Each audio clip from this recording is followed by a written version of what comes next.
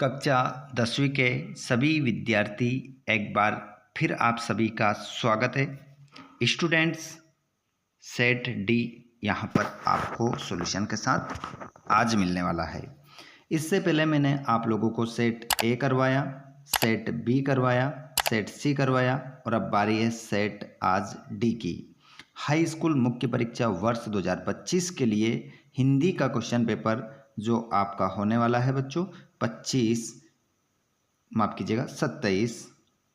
फरवरी 25 फरवरी को 12th class का है। 27 फरवरी का पेपर रहेगा। पेपर आपका 75 नंबर का रहता है। 3 घंटे में पेपर को हल करना है। प्यारे बच्चों, सेट ए बी सी आपने देख लिया होगा तो आपकी तैयारी ज़ोरों शोरों से हो गई होगी।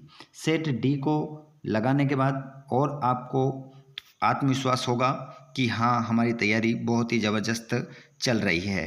तो आपकी तैयारी को और भी मजबूत बनाने के लिए यहाँ पर सेट हम डी लेकर आ चुके हैं, जो कि आप लोगों के लिए वेरी मोस्ट इम्पोर्टेंट सिद्ध होगा। आइए तो आपके विश्वास को और भी मजबूत करने के लिए यहाँ पर हम आप लोगों के लिए सेट डी लेकर आए हैं। हम क्लास स्टार्ट करेंगे, फिर रुकेंगे नहीं। उससे पहले मात्र 10 सेकंड में आप सभी स्टूडेंट्स इस क्लास को अपने सभी भाई बहनों को ज़रूर शेयर करें। बच्चों, बहुत मेहनत लगती है। पहले आप लोगों के लिए सेट बनाते हैं, उसके बाद आप लोगों के लिए क्या होता है, उसके आंसर लिखते हैं। बच्चों, बहुत ही मेहनत करके वीडियो आप लोगों के लिए क्रिएट किया जाता है और आप लोगों को लाइक करने में भी आलस आता है। ठीक है, मात्र 1 सेकंड में आप लाइक कर सकते हैं, लेकिन आप नहीं करते हैं।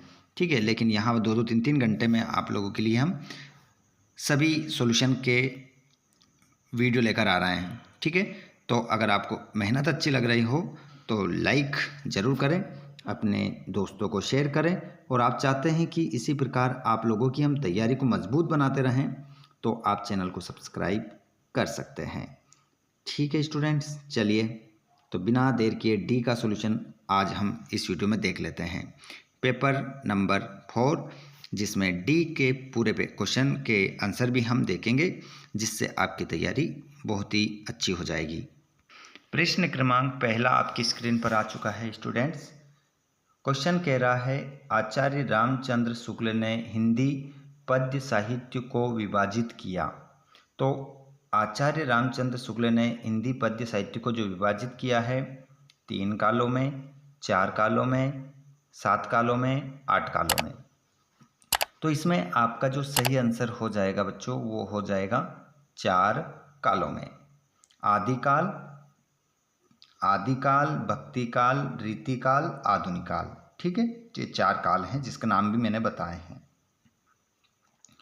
कवि ने तप्त धरा के माध्यम से संकेत किया है। जो कवि हैं बच्चों, उन्होंने तपती हुई धरा के माध्यम से संकेत किसकी ओर किया है? तो उन्होंने किया है जन सामान्य की पीड़ा का, अत्यधिक गर्मी का, ऋतुराज का या निराला का। तो आंसर हो जाएगा जन सामान्य की पीड़ा की ओर संकेत उन्होंने किया है। अगला प्रश्न है बच्चों, जो रमणीयार्ता प्रतिपादका शब्दः काव्यम परिभाषा है। इस परिभाषा को देने वाला व्यक्ति का नाम क्या है? ऑप्शन मिलेंगे 4, आचार्य विश्वनाथ, पंडित जगन्नाथ, भरत मुनि, मम्मट। तो यहाँ पर आपका करेक्ट आंसर जो हो जाएगा पंडित जगन्नाथ। अगला क्वेश्चन, बाल गोविंद भगत गाते समय बजाते थे। आपका इंतजार कर रहा हूँ, 3 सेकंड, बताइए इसका आंसर क्या होगा? ढोलक, खंजड़ी, तबला, मंजीरा। तो इसमें आपका आंसर हो जाएगा जी, जैसा आपने सही बताया है, खंजड़ी इसमें आपका आंसर होगा। अगले क्वेश्चन को देखेंगे, जिस समास में दोनों पद प्रधान हो उसे क्या कहते हैं बच्चों? तो जिस समास में दोनों पद प्रधान हो उसे हम कहते हैं द्वंद्व समास, द्विगु समास, तत्पुरुष समास, कर्मधारय समास। तो इसमें आपका राइट आंसर हो जाएगा द्वंद्व समास। अगला प्रश्न है, भोलानाथ और उसके साथी अपने घरौंदे के किवाड़ बनाते थे। तो भोलानाथ और उसके साथी अपने घरौंदे के किवाड़ को बनाते थे पेड़ के पत्तों से, लकड़ी से, कागज़ से, दिया सलाई की पेटियों से। तो आंसर हो जाएगा दिया सलाई की पेटियों से। रिक्त स्थान की पूर्ति कीजिए। रिक्त स्थान की पूर्ति करेंगे प्यारे बच्चों, तो यहाँ पर आप देखेंगे श्री कृष्ण पढ़ आए, राजनीति, कथा, कविता। तो आंसर हो जाएगा आपका राजनीति। आश्रय की बाह्य शारीरिक चेष्टाओं को कहते हैं अनुभाव, विभाव, भाव।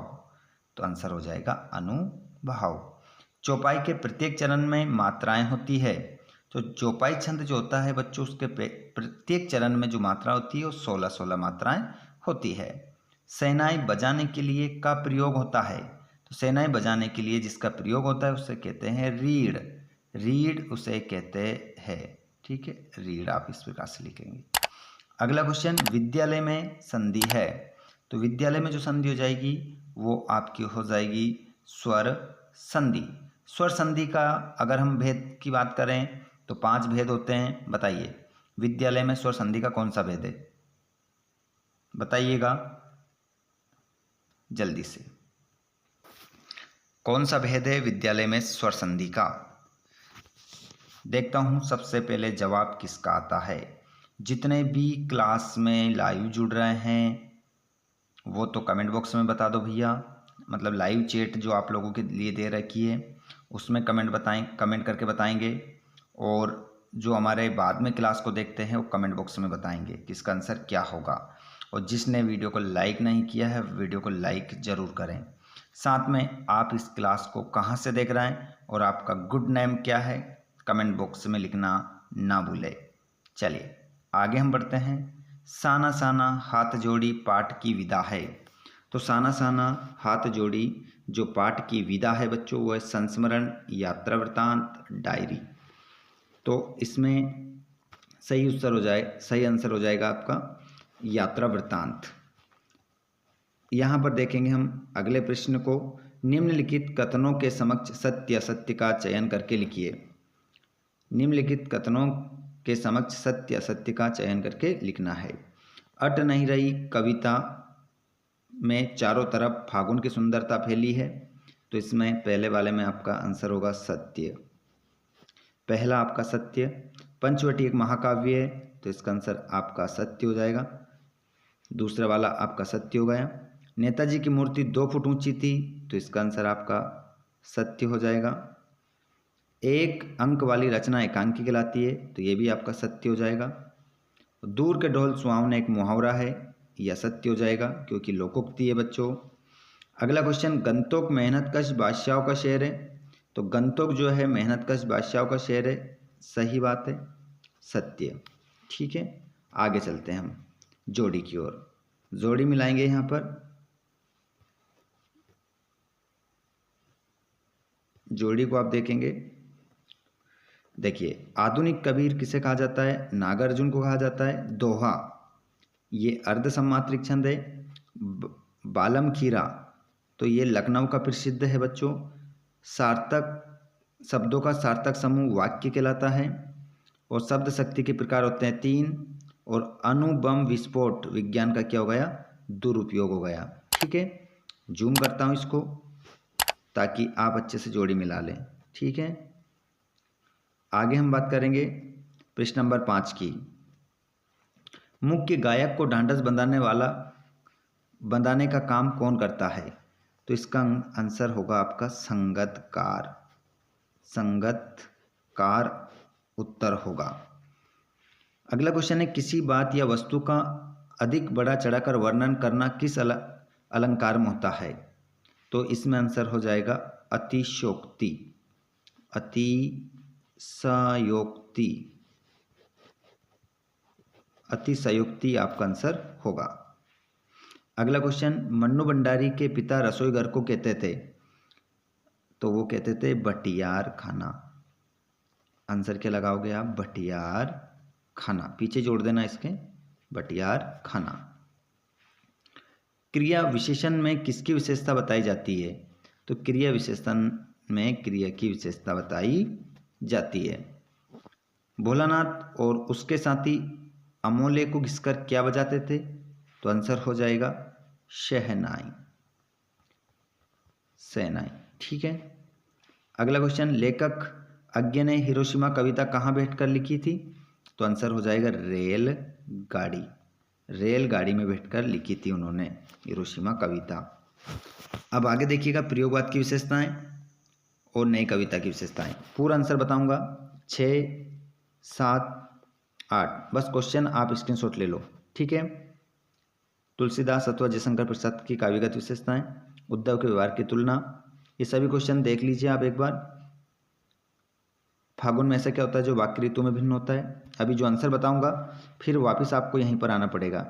एक बार जल्दी से इस क्वेश्चन पेपर को देख लो, उसके बाद आंसर देखेंगे हम, ठीक है। वीर रस की परिभाषा उदाहरण सहित, दोहा छंद की परिभाषा उदाहरण सहित, मानवीकरण अलंकार, गद्य किसे कहते हैं, मुहावरे लोकोक्ति में अंतर, पूरा पेपर बताऊंगा अभी सॉल्यूशन के साथ। पहले पेपर देखो फिर आंसर देखो, ताकि हमें बार बार इधर से उधर नहीं जाना पड़ेगा। बाल गोविंद भगत की पुत्र वधू ने अकेला क्यों नहीं छोड़ना चाहती थी। नवाब साहब द्वारा खीरा खाने की तैयारी का वर्णन लखनवी अंदाज पाठ के आधार पर लिखिए। जिसकी आने की तिथि निश्चित ना हो तो उसे क्या कहते हैं, इसका आंसर तो हो जाएगा अतिथि। अतिथि हो गया। किए गए उपकार को मानने वाला कृतज्ञ, ठीक है। 2 आंसर मैंने बता दिए हैं। 5 उंगलियां घी में होना, तो इसका आंसर हो जाएगा चारों तरफ से लाभ, चारों ओर से लाभ, चारों ओर से लाभ ही लाभ, है ना, ऐसे लिख सकते हैं।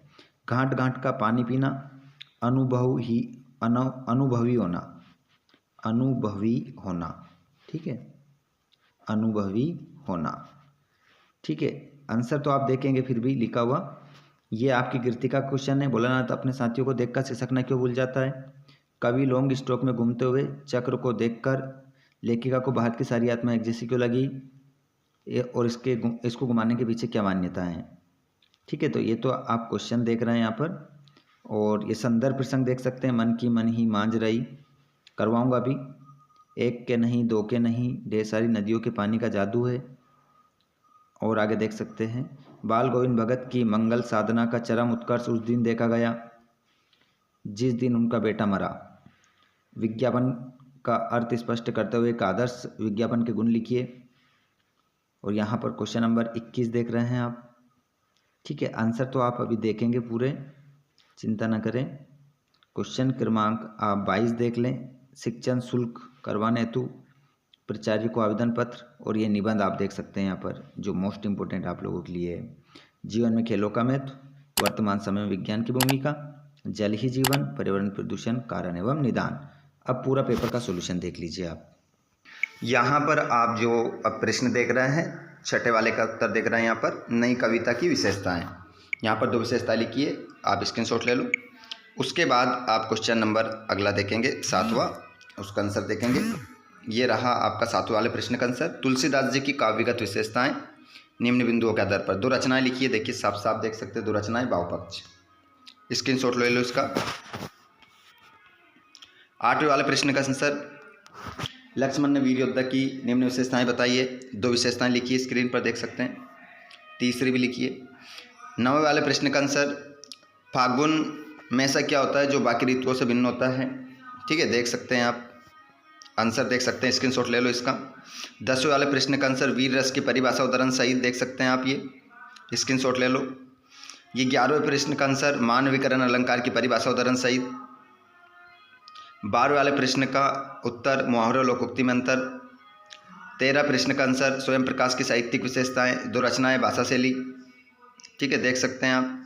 15वें वाले प्रश्न का आंसर, सेनाई को वाद्य यंत्र क्यों कहा जाता है, सुशील वाद्यों का शह क्यों कहा जाता है, ये आंसर है।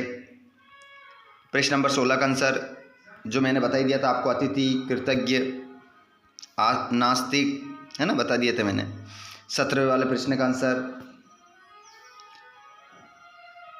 भोलेनाथ अपने साथियों को देखकर सिसकना क्यों भूल जाता है, ये आंसर है उसका। ये रहा 18 प्रश्न।